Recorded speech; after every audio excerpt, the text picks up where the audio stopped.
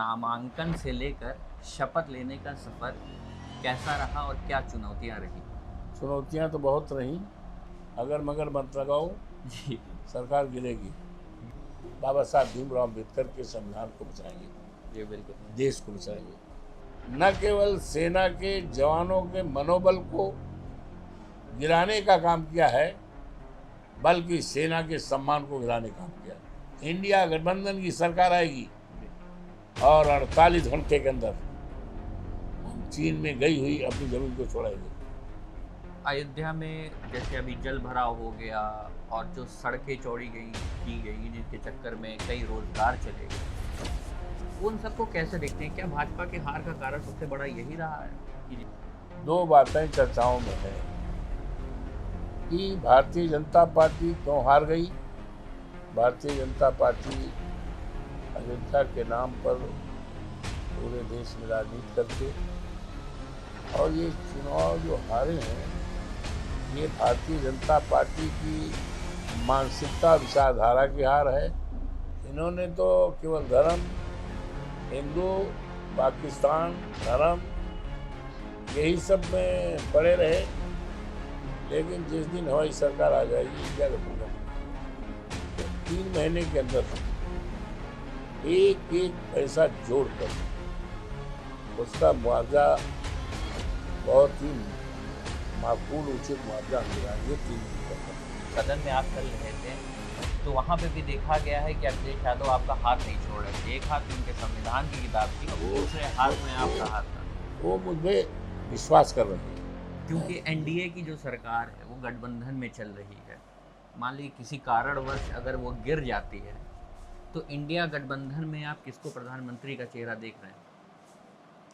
प्रधानमंत्री बनाने का कोई डिस्प्यूट नहीं रहेगा। मैं हूं अरमान आसिफ और आप देख रहे हैं अरमान आसिफ ऑफिशियल। आज हमारे साथ एक ऐसे सांसद हैं जिनकी लोकसभा सीट पर शायद पूरे भारत की नज़र है। जी हाँ, हम बात कर रहे हैं अयोध्या से जीत के आए अवधेश प्रसाद जी की। सर बहुत बहुत स्वागत है आपका। चलिए, हम आपके प्रति बहुत आभारी हैं। आई एम वेरी ग्रेटफुल कि आप मुझसे संपर्क करके मेरे विचारों को देश और दुनिया तक पहुंचाने का काम करेंगे। जी हम बिल्कुल आपके बिल्कुल। प्रति बहुत ही आभारी हैं। पूछिए। सर पहला सवाल तो यहीं से शुरू करते हैं कि नामांकन से लेकर शपथ लेने का सफ़र कैसा रहा और क्या चुनौतियां रहीं? बहुत अच्छा रहा। चुनौतियां तो बहुत रहीं, लेकिन हम अपने को बहुत भाग्यशाली मानते हैं कि इस चुनौतियों को देवतुल्य मतदाताओं ने स्वीकार किया, और ये प्रभु श्री राम, हनुमान जी, सरजू माँ और देवी देवताओं की कृपा, देवतुल्य मतदाताओं की कृपा और हमारे नेता आदरणीय अखिलेश यादव जी की कृपा, जिन्होंने एक सामान्य सीट 54 फैजाबाद अयोध्या में जो है, जिसकी तरफ चुनाव के पहले देश व दुनिया की निगाहें लगी थी, और जब हम चुनाव जीत गए तो देवतुल्य मतदाताओं के और भगवान प्रभु राम और हनुमान जी और सबकी कृपा से, तो आज जीतने के बाद केवल हिंदुस्तान की सबसे बड़ी लोकतंत्र का जो मंदिर है दिल्ली में, जिसे संसद कहते हैं, संसद भवन कहते हैं, केवल वही चर्चा नहीं है, बल्कि पूरे देश और दुनिया में हमारी जीत का चर्चा है। दो बातें चर्चाओं में है कि भारतीय जनता पार्टी क्यों हार गई, नंबर 1। दूसरी चर्चा है कि समाजवादी पार्टी, अखिलेश यादव, समाजवादी पार्टी और पीडीए और उसके उम्मीदवार अवधेश प्रसाद पासी कैसे जीत गए। ये दो चर्चाएं हैं। इस देश में है और दुनिया में ये चर्चा का विषय है। जी बिल्कुल। वैसे तो आप कई बार से विधायक भी रहे हैं, मंत्री भी रहे हैं। आप ऐसी जगह से सांसद बन के आए हैं, शायद भाजपा उसी सीट को लेकर अपने 400 पार का नारा दे रही थी, और अब तो शायद आपको अवध नरेश और अयोध्या का सियासी राजा भी कहा जा रहा है। इसको कैसे देखते हैं?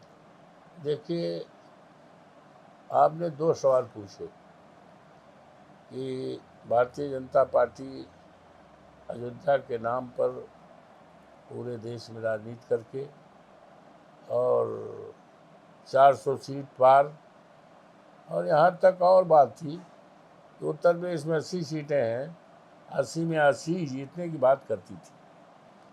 तो पहले आपके इस सवाल का हम जवाब देते हैं कि देखिए, भारतीय जनता पार्टी के इस नारे को वहाँ की जनता ने नकार दिया कि अब धर्म पर आधारित राजनीति इस देश में नहीं चलेगी, सांप्रदायिकता का कहीं स्थान नहीं होगा। इस सवाल का दो जवाब हो गया। और आने वाले समय में, और ये चुनाव जो हारे हैं, ये भारतीय जनता पार्टी की मानसिकता विचारधारा की हार है, और ये उसके सांप्रदायिकता की हार है, उसकी मानसिकता की हार है, जिसको वहाँ के देवतुल्य जनता ने, मतदाताओं ने नकार दिया है। इस देश में अब राजनीति चलेगी बाबा साहब भीमराव अम्बेडकर के संविधान,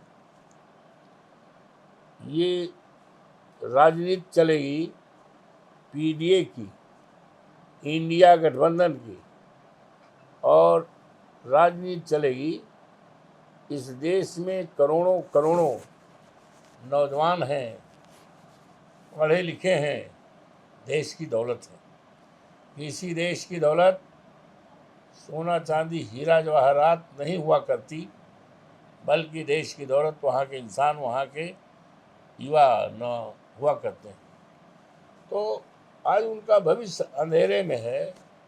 जब इस देश में और प्रदेशों में अधिकांश भारतीय जनता पार्टी की सरकार है, तो हमारे युवाओं का भविष्य अंधेरे में है। हम उनको सरकारी नौकरी देकर उनके भविष्य को उज्जवल करें, ये मुद्दा चलेगा। यही मुद्दे की राजनीति की मजबूती होगी। हमारे देश की सेना का एक गौरवशाली इतिहास रहा है। दुनिया के लोग हमारी सेना को लोहा मानते हैं, लेकिन अफसोस है भारतीय जनता पार्टी की सरकार ने, जो मोदी जी के नेतृत्व में चल रही है, इसने न केवल सेना के जवानों के मनोबल को गिराने का काम किया है, बल्कि सेना के सम्मान को गिराने का काम किया। अग्निवीर जैसी सेना में नौकरी की व्यवस्था करके सेना के जवानों का दिल गिरा है, मन गिरा है, मनोबल गिरा है।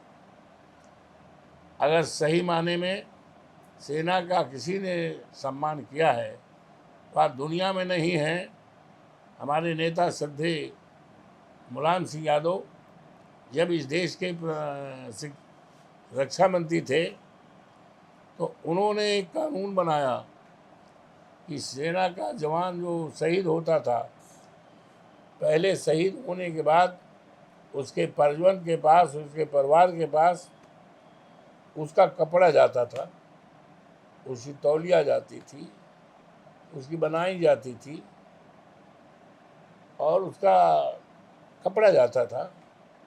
लेकिन माननीय नेताजी ने अब ये व्यवस्था कर दी है कि अगर हमारा कोई जवान शहीद होता है, तो उसका पार्थिव शरीर जाएगा, उसके परिवारजन के पास जाएगा, और जैसे पार्थिव शरीर जाएगा, वहाँ का कलेक्टर और वहाँ का कप्तान पुलिस का उसको सम्मान देगा। और यही नहीं, आज अफसोस है कि भारतीय जनता पार्टी की सरकार है। चीन ने हमारी ज़मीन पर कब्जा कर लिया है, हमें उस ज़मीन को छुड़ाना है। हमारे नेता ने कहा था, आज याद आ रहे हैं इमरान सिंह जी, अगर कोई दुश्मन हमारी सीमाओं पर चढ़ेगा तो हम उसका जवाब उसकी छाती पर चढ़ के देंगे। लेकिन हाथ पे हाथ धरे बैठे हैं, इनको कोई खबर नहीं है। हमारी सरकार आएगी, इंडिया गठबंधन की सरकार आएगी और 48 घंटे के अंदर हम चीन में गई हुई अपनी ज़मीन को छोड़ाएंगे। जी बिल्कुल। ये अभी अयोध्या में बड़ा मसला चला, आपने सदन में भी मुआवजे की बात उठाई। तो जो अयोध्या में जैसे अभी जल भराव हो गया और जो सड़कें चौड़ी गई की गई जिसके चक्कर में कई रोजगार चले गए, उन सबको कैसे देखते हैं? क्या भाजपा के हार का कारण सबसे बड़ा यही रहा है कि जिनके मकान टूटे, दुकान टूटे? भारतीय जनता पार्टी के हार के कई कारण हैं, एक नहीं अनेक कारण हैं। भारतीय जनता पार्टी के सरकार चाहे प्रदेश में योगी जी के उसमें हो और चाहे केंद्र की सरकार हो, इन सरकारों ने तो कुछ काम किया नहीं। इन्होंने तो केवल धर्म, हिंदू, पाकिस्तान, धर्म, यही सब में पड़े रहे। इससे देश नहीं चलेगा, मन की बात करने से नहीं चलेगा।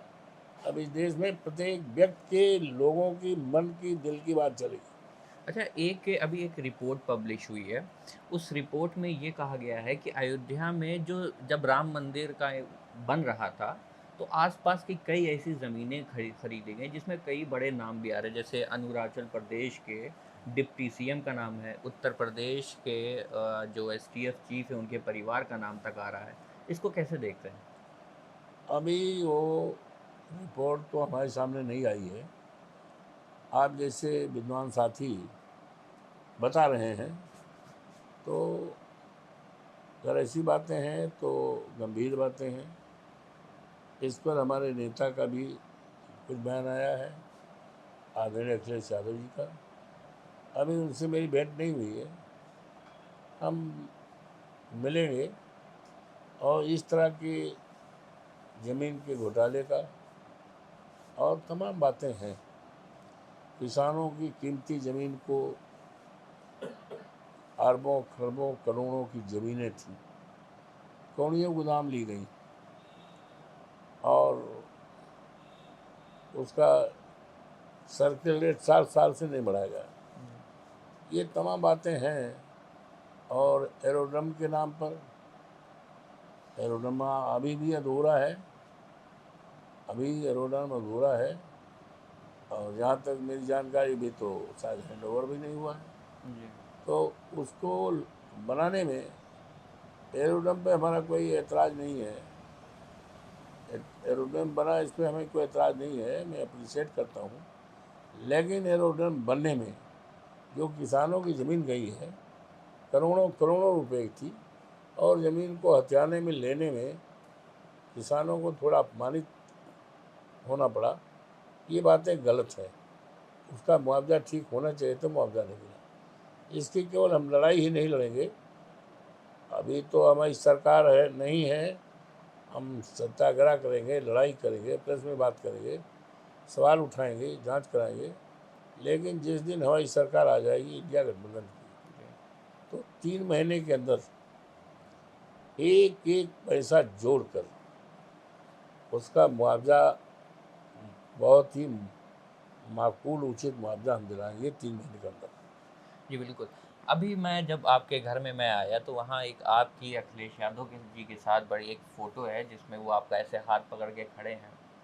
जब सदन में यहाँ मैंने आपकी फ़ोटो देखी जहाँ पे आपके हाथ पकड़ के खड़े हैं। जब सदन में आप चल रहे थे तो वहाँ पे भी देखा गया है कि अखिलेश यादव आपका हाथ नहीं छोड़ रहे थे। एक हाथ में उनके संविधान की किताब थी, अब दूसरे हाथ में आपका हाथ था। वो मुझ में विश्वास कर रहे हैं, जी। वो मुझे विश्वास कर रहे हैं। इस हाथ से भारतीय जनता पार्टी और दाहिने हाथ से संविधान, तो ये इंडिकेशन है, सम्मान करने का इंडिकेशन है, साथ रखने का इंडिकेशन है, जिससे भारतीय जनता पार्टी को पूरी तरह से जड़ से उखाड़ा जाए और और बाबा साहब भीमराव अम्बेडकर के जो संविधान है, जिसके तहत हम जैसे साधारण लोगों को सम्मान मिला है, 9 बार के हम MLA हैं, 6 बार के मिनिस्टर हैं, पार्टी बना राष्ट्रीय सचिव हैं, विधानसभा में 2 बार हमको सम्मानित किया गया, लोकसभा में हमें सम्मानित किया गया, सारे लोग मुझे सम्मानित कर रहे हैं, देश दुनिया के लोग सम्मानित कर रहे हैं और जहाँ जहाँ जा रहे हैं लोग सैकड़ों की तादाद में आ जाते हैं, फ़ोटो खिंचाते हैं। हवाई जहाज में बैठते वहाँ फ़ोटो है। अभी एक अस्पताल में गए तो वहाँ 50 लोग, बड़े बड़े लोग आकर फ़ोटो खिंचाए। ये सब क्या है? ये सब बाबा साहब भीमराव अम्बेडकर की देन है और इसी को भारतीय जनता पार्टी ख़त्म करना चाहती है।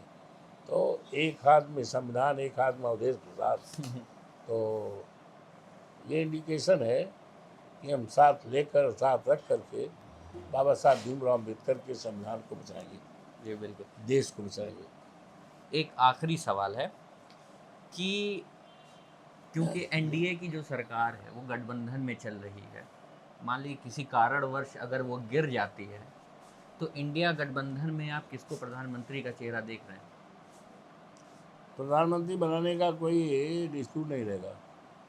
अगर मगर मत लगाओ, जी सरकार गिरेगी और जब सरकार गिरेगी जाएगी तो प्रधानमंत्री बनने में कहीं कोई डिस्प्यूट, कहीं कोई विवाद नहीं है।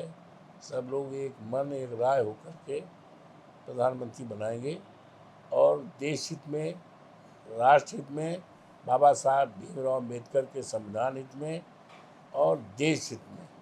हमारे सामने प्रधानमंत्री कौन बने, कौन, ये विवाद नहीं है, ये संकट नहीं है। हमारे सामने संकट है, आज करोड़ों लोग जो पढ़े लिखे हैं उनके हाथ में नौकरी नहीं है, गरीबी है और जातीय जनगणना है, बाबा साहब संविधान की रक्षा है।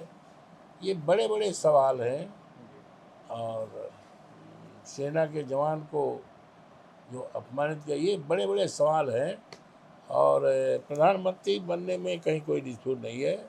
सरकार जाएगी और सबकी राय बाट से प्रधानमंत्री बनेंगे। बहुत बहुत शुक्रिया। ये थे हमारे साथ बात करते अवधेश प्रसाद जी। इसी तरीके का और इंटरव्यू अगर आपको देखना है तो हमारे चैनल को लाइक, शेयर, सब्सक्राइब ज़रूर करें। अभी के लिए इतना ही। Signing off from Arman Asif official.